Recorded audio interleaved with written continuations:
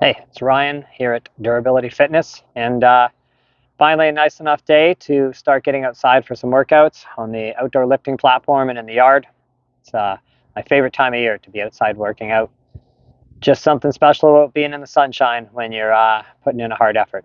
And today I wanted to talk a little bit about strength and how strength comes in all different sizes. Um, One of the things that's I think difficult for me breaking into the fitness industry, so two things really. First of all, my age at 52, to be coming into the fitness industry, maybe a little late in life, but I come in with a lot of experience, more than 20 years of experience in athletics as a professional skateboarder for almost 35 years. I was a competitive triathlete and competitive runner and did very well in all of those sports. Also spent some time mountain biking and dirt jumping. I rode for Kona mountain bikes for a while. So I've had a lot of time in sports, a lot of injuries, a lot of rehab, and gained a lot of knowledge on strength training, which was one of the key elements that has kept me in sports up till this day. And I think the other thing that's difficult for me coming into the fitness industry is I'm not a big guy.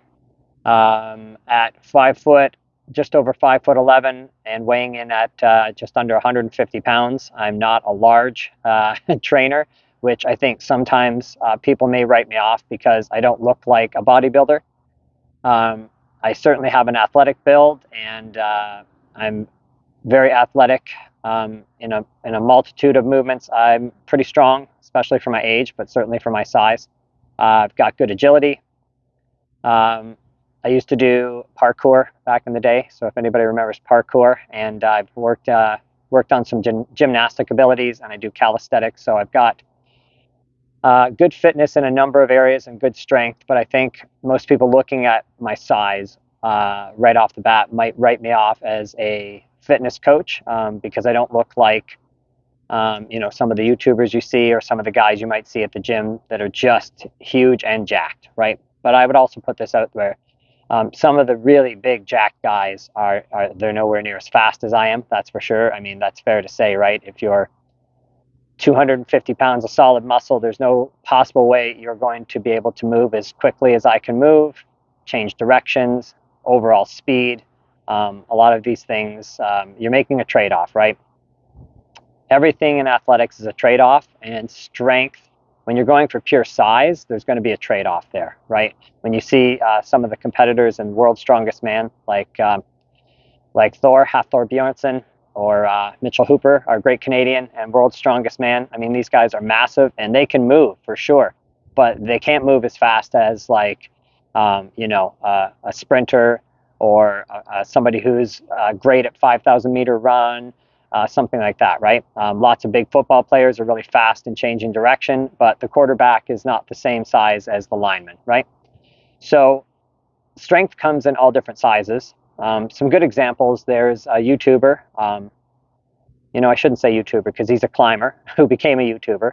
Um, he's I think, ex-professional climber named Matthias Mitbo, and absolute beast. There is video of him going head to head with Eddie Hall, who is a former world's strongest man, and he is rowing on a machine with 5 plates aside, same weight that Eddie's doing. And it's unbelievable. He's a climber. He's got amazing tendon strength and grip strength. He's also set world records in grip strength against guys that are like 6'4" and like 250 pounds, and you just wouldn't think this guy can do it.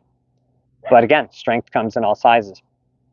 Also, I would say semi-famous YouTuber Vladimir Shmondenko, also known as Anatoly, the gym guy, right? The guy that dresses up like typically like a janitor, but sometimes as an old man, and goes in and just performs amazing feats of strength in front of these guys that are just jacked at the gym, these huge guys, and comes over.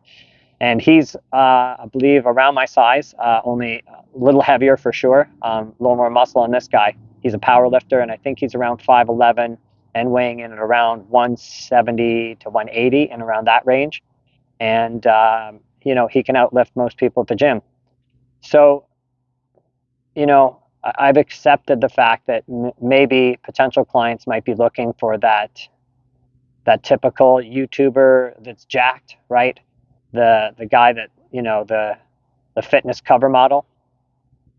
And although I've got a very low body fat percentage and what I would consider a fairly ripped physique, I'm not a big guy. That's for sure. So um, it's also genetics, right? I don't know if a lot of people have heard of bone breadth testing, but bone breadth testing, essentially, you take a bunch of measurements. So you measure at your wrist, you measure at your elbows, your hips, ankles, knees, and it gives you a general idea of your full skeleton size. And your skeleton size is going to give you some genetic indicator of like how big you can get. And now we're talking without the aid of certain substances, right? Like that's not something I've ever tried before. It doesn't interest me. Using some sort of anabolic um, steroid or something that would help me gain muscle, it doesn't really help me in my sports, right? As a triathlete and currently now mostly a swimmer and cyclist, and still skateboarding actively at 52. Steroids aren't necessarily going to help those sports. I mean, they'll help with strength and recovery, especially at 52. But I mean, I do well enough in those sports. I don't need something like that. And without that, there's just all of us have sort of a genetic potential. And many of us, when we start working out, we can hit that genetic potential relatively quick. I would say when I really started weight training heavy, I've been weight training off and on for over 20 years, but I really got serious about it 2 years ago. When I turned 50, I really wanted to get super fit again. And I think I reached my genetic potential very quickly. Like within about 16 months, I kind of hit, like, I couldn't really gain any strength after that, or I was struggling. Like, now when I was making leaps and bounds of say 10 pounds on every exercise every week, now I'm putting 2.5 to 5 pounds, and I'm struggling to get the same amount of reps. Like I've just sort of hit that cap of where my body is like, that's about as good as you're going to do. And certainly my recovery at 52 is not the same. I used to train 4 days a week, weight train 4 days a week, and now I weight train 3 days a week because I just need a little bit of extra recovery time. But with being an athlete at 52 who's done a lot of strength training in all kinds of things, I do calisthenics. I'm certainly not a professional, but I've definitely done my best over the last 2 years to learn Olympic lifting, just classic strength training. I do a lot of powerlifting stuff, meaning I focus a lot on the deadlift and the squat and the bench press. But I've tried a lot of stuff, and it's given me a really deep experience and breadth of knowledge in a lot of areas. I used to coach running. I could certainly coach strength athletes. And the other thing is, just because of my size, I went through the full program with CanFit Pro, which is one of the major governing bodies that certifies fitness professionals here in Canada. And I spent a lot of time studying anatomy, physiology, the energy systems of the body, cardiovascular programming. So regardless of size, a lot of coaching is what's here, right? It's your experience and it's your knowledge. It's understanding how to take somebody from where they're at to achieve their goals. And I work with a variety of clients. Sometimes I have older female clients that want to lose weight or have had a knee injury and are trying to get their legs strong again. I've worked with younger athletes that are looking to build power and agility and speed for sports. People that just want to get fit, people that are looking for weight loss goals.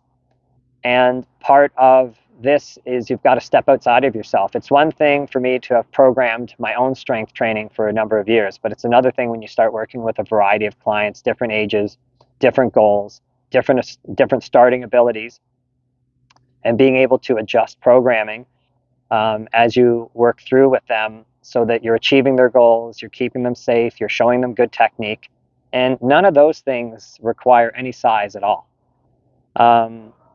Also some of the most famous strength coaches, I believe his name's Louis from Westside Barbell. I mean, he doesn't look like a fitness cover model. But it's what's here. People go to Westside Barbell for what's here, his understanding of how to program and how to get an athlete to a certain spot.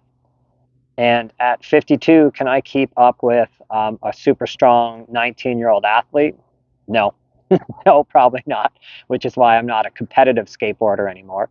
But I could certainly program for that skateboarder if they wanted to be the best skateboarder they could. I have a lot of knowledge, and I would know exactly what types of movements and strength coaching and muscle groups that we need to train and how we need to train them in order to optimize for skateboarding, which is essentially more or less a jumping sport and somewhat cardiovascular sport. There'd be a lot of balance and agility training and things like that. And coming back from dozens and dozens of injuries, torn tendons, torn ligaments, broken bones, strains, sprains, and all the rest. I also have a pretty good knowledge of not only how to come back from these physically, what sort of things you need to program and exercises you need to come back from them physically, but also there's a mental aspect to that. And I think I can provide a lot of experience in the coaching with the mental aspect, because it's hard, right? Some people can get injured. Personally, myself, I could get injured, and I always felt like it was just a fluke. Every injury that ever happened to me, I always felt like that will never happen again. So as soon as I got back into skateboarding or whatever sport I was participating in, I never feared falling again. I always had this sort of relentless self-confidence that wouldn't happen again. Whereas I've seen a lot of friends get injured, and then it sticks in their mind, and they can't get it out of their mind. They're so afraid of injuring themselves again, or they have trouble being convinced in their own capabilities with their body. Like they feel their knee is always weak now, even though it's probably strengthened back up. And part of that could just be through training. You know, as people start to feel stronger, sometimes that mental block lifts as they feel themselves getting stronger. So yeah, strength comes in all sizes, right? And you don't have to be big and strong to know how to program or to know how to coach people. And I think, yeah, as a smaller trainer, just in size and stature, I think a lot of people might write me off that, you know, if this guy knew what he was doing, how come he's not like 220 and just pure muscle and jacked? Because A, I don't have the body type for it. B, it's not one of my goals. I have no desire to be big and jacked. C, all of my sports I'm more efficient at as a cyclist, swimmer, and skateboarder if I'm at a lean body mass. And you know, that's where it is. So yeah, just something to consider, that you never know the kind of strength somebody has just by looking at them. And I guess it comes back to the old adage, right? Don't judge a book by its cover. Maybe open the book and read a few pages first. All right, I'll see you in another video.